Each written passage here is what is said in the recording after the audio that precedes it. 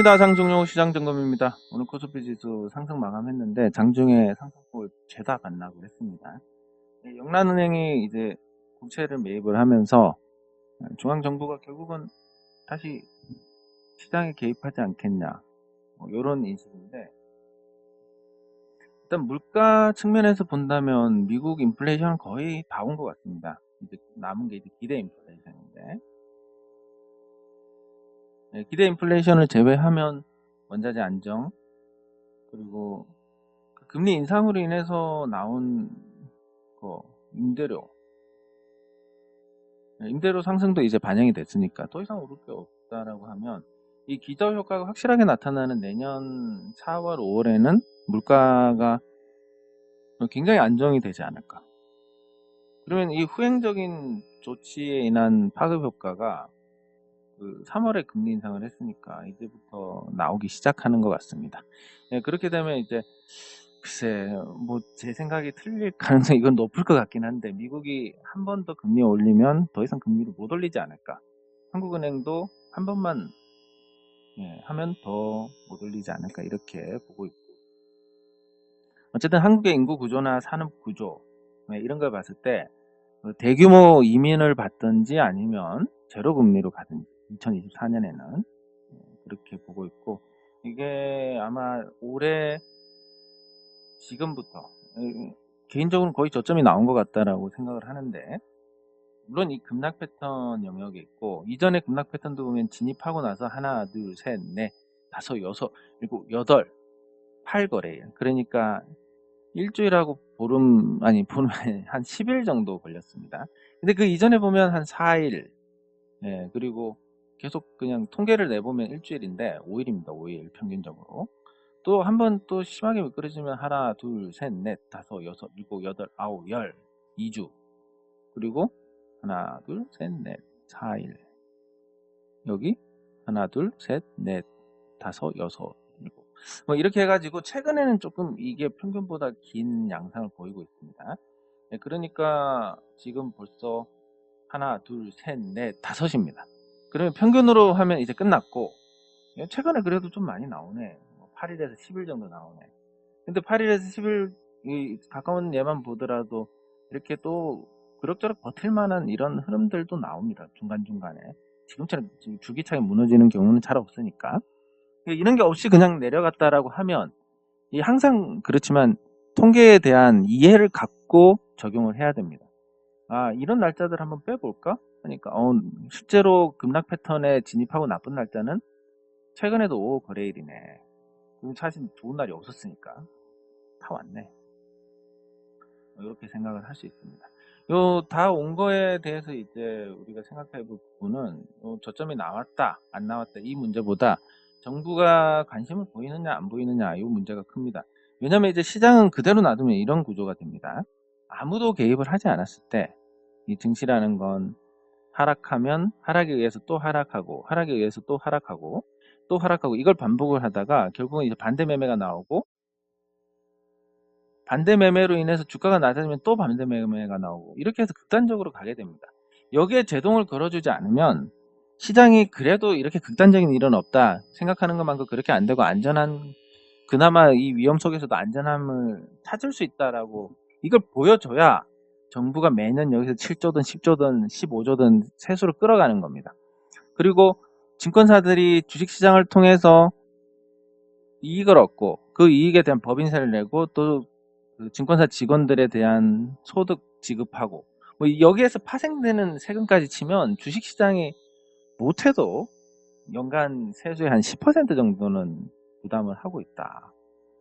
그래서 주식 투자하는 분들이 애국자다라는 얘기가 나오는 건데, 이 세수원이 사라진다라는 걸 생각하면 개입을 해야 됩니다. 너무 걷어가는 세금에 비해서 너무 방치를 하고 있어서, 이건 뭐 역대 어느 정권도 똑같은 건데, 근데 그나마 문재인 정부가 조금 나았던 것 같습니다.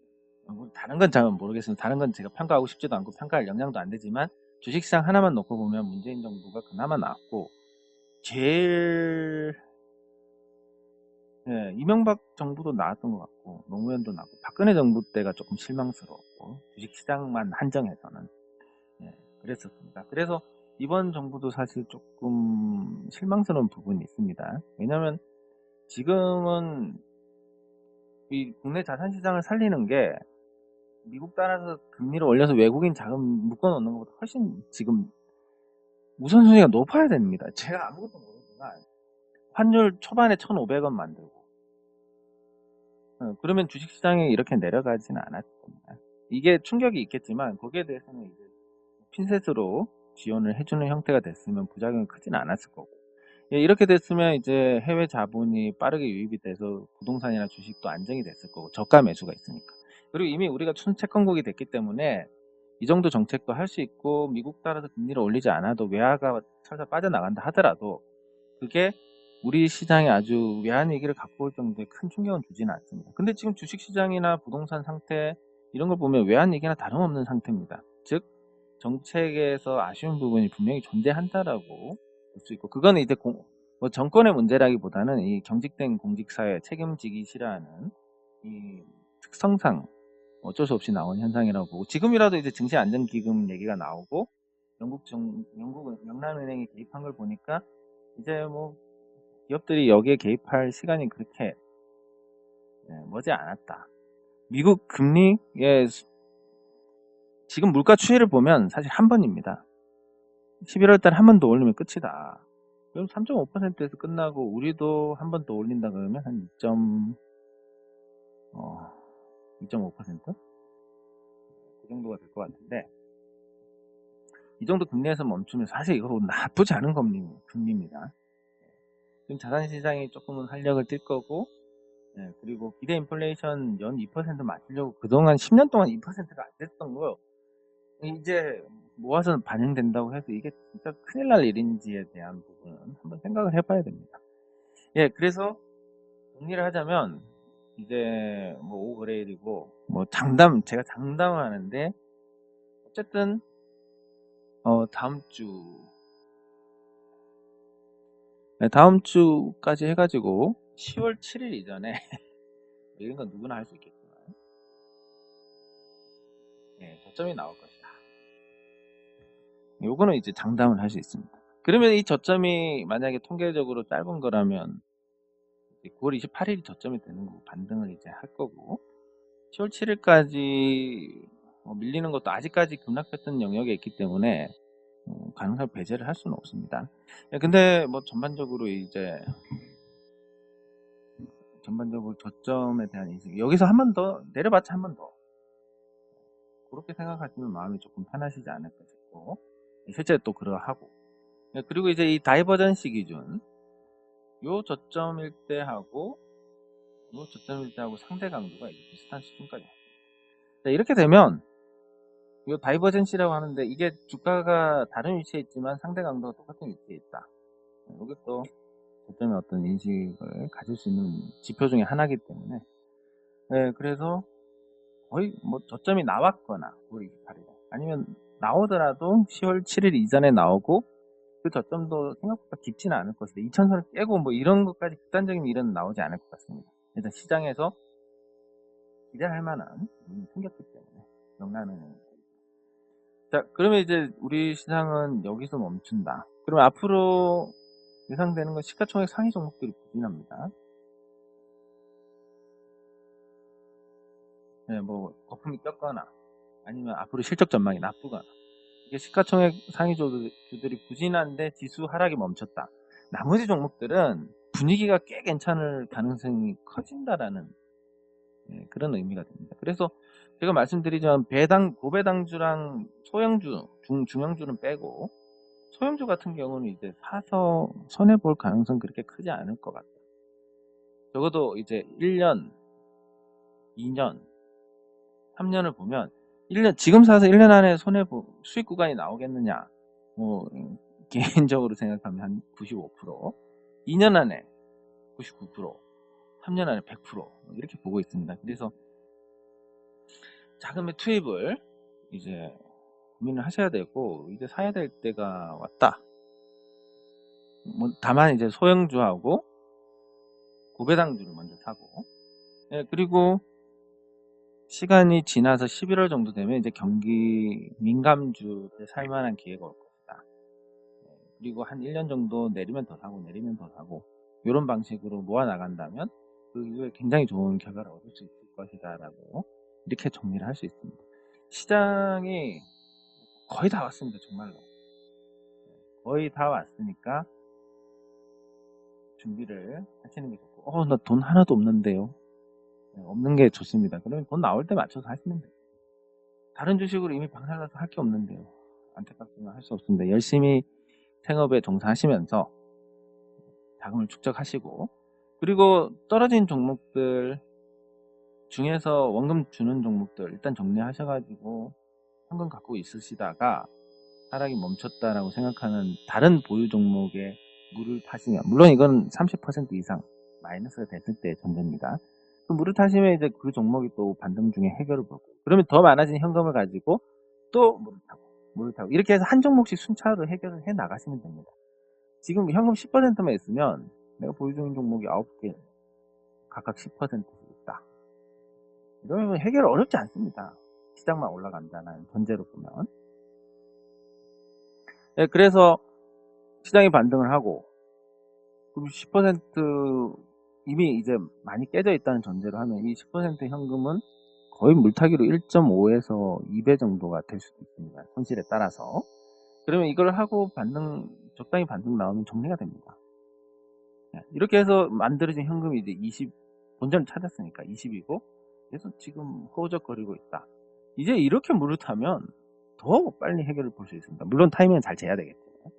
이렇게 해서 현금 하나씩 도장 깨기처럼 만들어 나가면 어느 순간 다 정리가 돼 있는데, 제 경험상 이렇게 개고생을 해가지고 정리를 했다. 근데 시간 지나고 보니까 그냥 가만히 놔둬도 알아서 다 올라와서 정리가 됐네? 요런 일을 경험하게 됩니다. 즉, 저처럼 이제 가치를 따져보고 저평가 종목, 싼 종목을 좋아하는 분들의 결과, 이 조정장의 결과가 그렇습니다. 그래서 가만히 둬도 해결이 되고 물을 타서 적극적으로 대응하면 조금 약간 빨리 해결이 되고, 그런데 그 과정을 못 견디시는 분들이 이제 손절하고 이러다 보면 손실 확정하면, 여러분들 이거 말씀드려야 되는데 마이너스 50%를 얻어맞았습니다. 만원짜리 종목이 5,000원이 됐습니다. 이거 손절하면 여러분들이 이제 대부분의 분들이 마이너스 50%인 걸 보유해서 본전까지 가져갈 수 있습니다. 그러나 손절해서 새 종목에서 100% 수익 내는 거, 100% 수익 내는 거 너무 어렵습니다. 이게 되는 분들은 거의 없고, 만약에 된다고 하면 이런 일도 안 당했을 겁니다. 그렇기 때문에 이게 손절해서 당장 손절하고 더 내려서 이득이다 생각하실지 모르지만 길게 보면 하나 될 수도 있고 또 다른 끔찍한 일의 시작이 될 수도 있기 때문에, 그래서 저는 가능하면 대응을 하지 마시라고 합니다. 뭐 종목 하나라도 해결돼서 현금이 나오면 순리대로 그걸로 하나 해결을 보고 또 하나 보고, 근데 그 아까 말씀드린 이 보유 중인 다른 종목들은 계속 우리가 모니터링을 하기 때문에 그걸 계속 보다 보면 이쯤 되면 물 타도 되겠는데 이런 감각으로 옵니다. 저도 이제 그 감각 다음에 차트 공부를 했기 때문에 이쯤 되면 사도 될까 하는데 보면 차트상 지표가 이제 신호가 나와 있는 경우가 많습니다. 그래서 그 감각이라는 걸 무시할 수 없는 거고, 그래서 그 감각적으로 이쯤 되면 괜찮은데 그렇게 해서 그동안 모니터링 한 거 보면서 판단해 가지고 대응하시면 이걸 잘 보실 수 있습니다. 물론 겨우 난 진짜 천심한 것 끝에 드디어 본전 다 찾았다 이렇게 하시는데, 근데 가만히 놔둬도 본전 됐을 거네. 이런 게 조금 있어서 그렇지 나쁘지 않을 겁니다. 그래서 지금 이제 거의 다 왔고 앞으로 고생보다는 좋은 일이 더 있지 않을까 싶은데, 뭐 얘기가 길어지지만 또 하나 짚고 넘어가면 러시아 관련해서 그렇습니다. 우크라이나가 있으면 러시아가 크림반도를 먹고 이제 칠러 지역, 이 지역을 또 독립시켜서 러시아 영토 편입을 합니다. 자, 그렇게 되면 이 젤렌스키가 여기 쳐들어가서 러시아가 여기 쳐들어오면 핵 쏠 거다 니네 오지마 이러는데, 만약에 쳐들어가면 진짜 핵전쟁이 나는 건데, 지금 만약에 그럴 거였으면 요 러시아 다른 영토로도 진격을 해가지고 문제를 일으켰을 건데 우크라이나가 철저하게 우크라이나 영토 내에서 활동을 하고 러시아도 특수군사 작전이라는 이름으로 전쟁이 아니라 요 우크라이나 영역 내에서만 지금 그래서 젤렌스키가 미친 짓을 할 가능성이 있느냐 없느냐 뭐 거의 없다. 우크라이나가 결국 이렇게 쪼개져 가지고 굳어지지 않을까. 그렇게 됐을 때 러시아가 이제 앞으로 북한처럼 강도 높은 제재를 받게 될 겁니다. 에너지 시장에서 러시아가 떨어져 나간다. 에너지 시장에서 러시아가 떨어져 나간다라고 하면 그 다음부터는 이제 굉장히 에너지 가격이 상향 안정이 될 겁니다. 가스 요금도 높아져 있을 거고 유가도 8, 90달러에서 움직일 건데 그 이상은 또 안 가는 그런 상향 안정의 모습을 보일 거고 그러면 이 리스크라는 게 어느 정도 반영이 되어 있고 크게 앞으로 문제가 될 게 없습니다. 그럼 두 번째는 이제 영란은행이 국채 매입을 한 부분인데 지금 이제 전 세계적으로 이 금융시장이 많이 유기적으로 연결되어 있습니다. 과거에 아시아 외환위기가 지금과 같은 구조였으면 나오지 않습니다. 그때는 연결이 되어 있지 않으니까 한쪽에서 자금 빼고 저쪽에서 자금 빼고 하니까 갑자기 모라토리엄 선언을 해야 되는 상황이고 뭐 이렇게 되다 보니까 요 문제가 발생을 하는 건데 지금은 외환위기가 구조적으로 나오기 어렵고 만약에 외환위기가 나온다 하더라도 전 세계 경제에 영향을 끼치지 않는 아주 작은 나라에서만 나올 가능성이 있다. 그러면 한국은 이제 순채권국 전환했으니까 특별히 이제 문제가 될 부분이 없고 그리고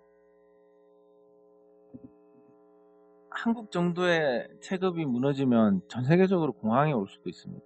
그렇기 때문에 더더욱 그런 문제가 없을 거고 영국은 한국보다 체급이 더 크기 때문에 그리고 전 세계 해외 투자를 가장 많이 하는 국가가 일본이고 그 다음이 영국입니다. 무너지기가 좀 어려운 구조라서 그래서 요것도 크게 염려하지 않으셔도 될 겁니다. 자, 이렇게 되면 시장을 짓누르는 어떤 큰 악재 같은 경우는 나올 가능성이 크지 않다. 그러면 거의 저점이 나온 거예요. 11월 정도 예상했는데 조금 빨리 증시안정기금 얘기가 나왔습니다. 이렇게 보시면 될 것 같습니다. 지금 시장을 좀 많이 말씀드리는 게 지금 시장에 많은 대부분의 종목들이 매몰이 돼가지고 개별적인 호재를 반영을 하지 못하고 있고 그러다 보니까 다 같이 흘러내리고 있는데 이 부분이 시장이 진정이 되면 이제 옥석가리가 진행이 될 겁니다. 앞으로는 이제 재미없는 시간보다 재밌는 시간이 많을 거니까 조금만 더 견디시면 진짜 좋은 시기가 있을 겁니다. 댓글 확인하도록 하겠습니다. 감사합니다. 안타깝습니다. 지금 상황이. 감사합니다. 근데 참 사람 마음이란 게 이게 참 본능적으로 가혹하다고 생각하는 게 몇 가지가 있는데 이 남자들 같은 경우 여자 말에 굉장히 의미를 부여합니다. 사실 아무것도 아니고 아무 의미도 없는데 혼자 김치국 마시는 거 굉장히 많이 있습니다. 이런 거 본능적으로 그렇게 설계가 돼 있으니까 안 그러면 이제 남녀관계에 어떤 일이 일어나지 않으니까 이렇게 설계되어 있는데 이게 참 현대사회에 와서 가혹하다. 두 번째는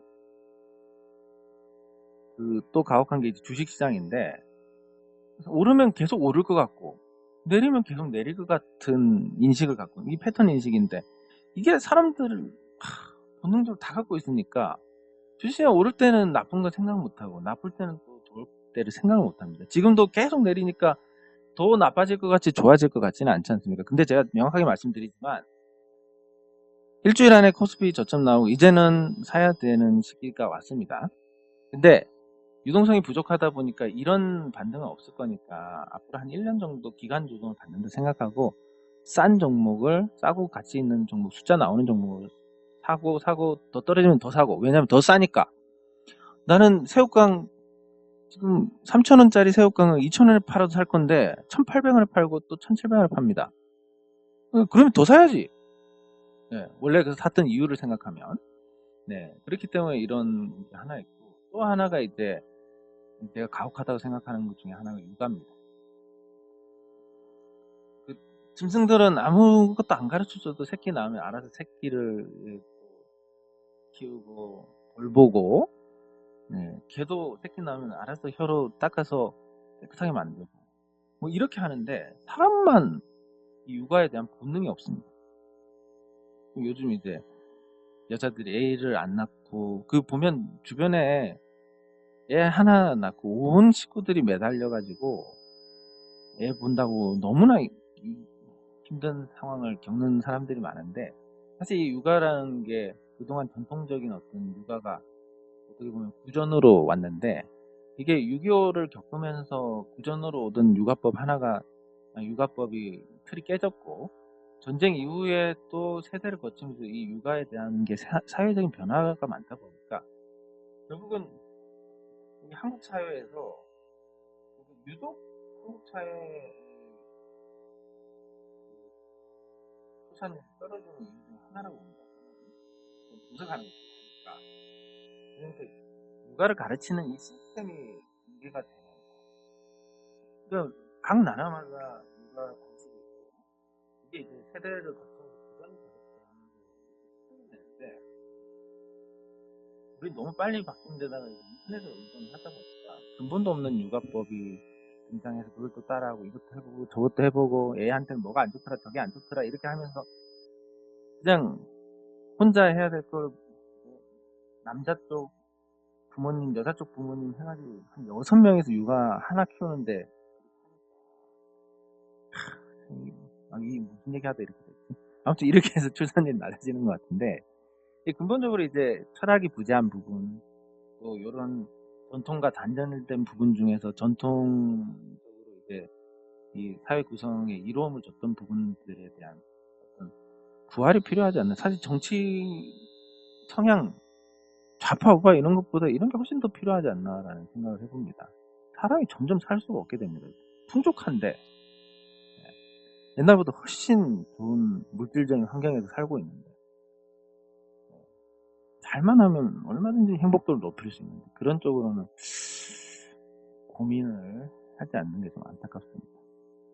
예, 뭐 정부에 대해서는 너무 기대하지 않으시는 게 좋을 것 같습니다. 항상 주식시장은 부동산 다음입니다. 예, 감사합니다. 반대매매는 이제 개별적인 종목의 분위기로 이렇게 판단을 하는데, 요 대형주 같은 경우는 크게 상관이 없습니다. 그러니까 전체적인 거는 여기서 보시면 됩니다. 금융투자협회 종합통계라는 게 있습니다. 금융투자협회 종합통계에 보시면 지금 아주 신용융자가 고무적으로 줄어들고 있습니다. 17조 9천억인데 한창 때 이거 25조 원이었습니다. 그리고 투자예탁금은 아직 52조 원 유지를 하고 있습니다. 팔고 이제 현금을 갖고 있는 분들이 늘어나니까 그런 거고, CMA 잔고도 60조로 아직까지 많습니다. 그래서 신용융자가 줄고 현금이 많아진다는 건 대기 매수세가 늘어나고, 그러다 보면 어느 일순간 시장 분위기가 돌아서면서 좋은 흐름을 보일 수 있지 않을까. 이렇게 뭐 개별적으로는 이제 큰 전체를 보면 저거를 보고, 개별적으로는 이제 그냥 저점을 계속 경신하느냐만 보시면 됩니다. 예를 들어서 만원짜리 종목이 있습니다. 만원짜리 종목이 한 7천원까지 내립니다. 그러면 이제 반대매매가 나옵니다. 반대매매가 나오면 반대매매 때문에 내립니다. 6천원이 됩니다. 그러면 한 9천원에 샀던 사람들이 여기서 반대매매가 나옵니다. 이게 또 그것 때문에 5천원이 되고, 그것 때문에 4천원이 되면 계속 계단식으로 내리는데, 이제 더 안 내리네? 뭔가 쏟아져도 안 내리네? 이게 끝이네. 그러면 반대매매가 여기까지 오면 싹 정리가 됐습니다. 그러면 앞으로는 어떻게 되겠습니까? 저기 신용 쓰는 투자자들 싹 정리됐고, 그 반대매매를 위험에 받을 정도면 당연히 여유자금일 것이고, 그 여유자금으로 받아서 주주 구성이 좋게 바뀌었는데 시장이 안정이 된다. 그럼 당연히 거기서 또 말아올리는 흐름이 나올 거고, 이렇게 판단하시면 됩니다. 그 HTS에서 개별 종목의 신용 잔고는 따로 보시는데, 저 유한자는 그걸 안 봐가지고.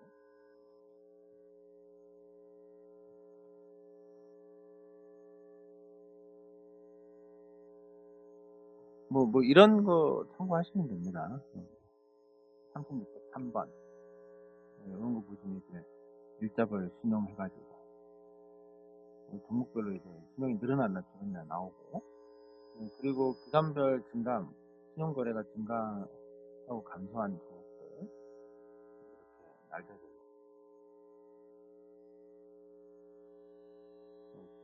대주, 융자 이렇게 해가지고 찾을 수 있고, 일자별 신용해서 대체로 이렇게 종목별로 줄어들고 종합지수의 부분, 신용 불가능한 종목들. 신용 불가능한 종목들이 요즘 같을 때는 훨씬 안정적인데, 어쨌든 그 전체는 저걸 보시면 되고, 개별 종목은 개별 종목의 신용 보시면 됩니다. 네, 그리고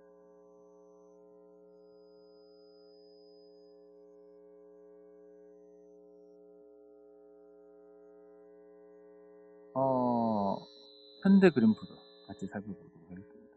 네, 제 노래도 말씀하셨으니까 같이 살펴보도록 하겠습니다. 예, 감사합니다.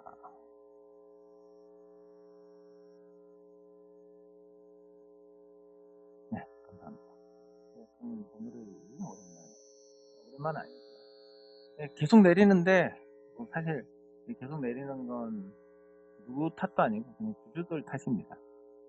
난 안 파는데 누군가 파네. 어쩔 수 없는 겁니다. 그러면 그 주주분들이 이제 팔고 못 견뎌서 팔고 튼튼한 주주분들로 선바뀌면 되고, 그래서 이제 방향 전환하면 그때부터는 좋은데, 일단 뭐 6월 도청은 깨지 않았으니까 예, 뭐 그거에 이제 위안을 삼고, 그 지금 흐름도 마찬가지입니다. 내릴 이유가 전혀 없습니다. 하지만 내린다, 시장 때문에 내리고, 또 시장 보고 말씀드린 그 5% 시간 뭐 대응이 안 한다고 이런 분들이 이제 또 팔게 되고, 그러면서 이제 주가가 낮아지는데, 사실 뭐 이 가격에 왜 파는지는 모르겠지만 지금 같은 경우는 이제 젠더레이 1118억입니다. 시가총액 1118억에 올해 작년 영업이익, 올해 영업이익 순이익 이런 거 보면 이제 실적 대비 평가에 그렇다고 배당 안 하는 것도 아니고, 예, 뭐 재무구조 안정적이고 사업구조 안정적이고, 이런 종목을 도대체 왜 팔아야 되느냐? 뭐 고평가할 때 파는 거야. 당연히 이제 그렇다 쳐도 지금까지 내려왔을 때 판다. 그러면 이제 이 물음이 들어가야 되는 겁니다. 지금 팔았으면 너 이때는 어떻게 했니? 이때는 안 팔고 지금 팔았다. 그러면 더 올라갈 것 같아서 못 팔고 더 내려갈 것 같아서 팔고, 이거밖에 안 되는 겁니다. 참 안타까운 부분인데, 어쨌든 지금 제노레이가 저점 부분에 다시 와 있고, 이 저점을 깨지 않고 하면, 기술적으로는 반등을 하면 기술적으로는 F 모양이 됩니다. 이렇게 여기서 반등을 하면 F 모양이 되는데, 반등을 하더라도 여기서 반등하고 요 내려오는 추세를 극복을 해야 되는데, 이게 쉽지가 않을 것 같습니다. 일단 추세가 이렇게 되니까.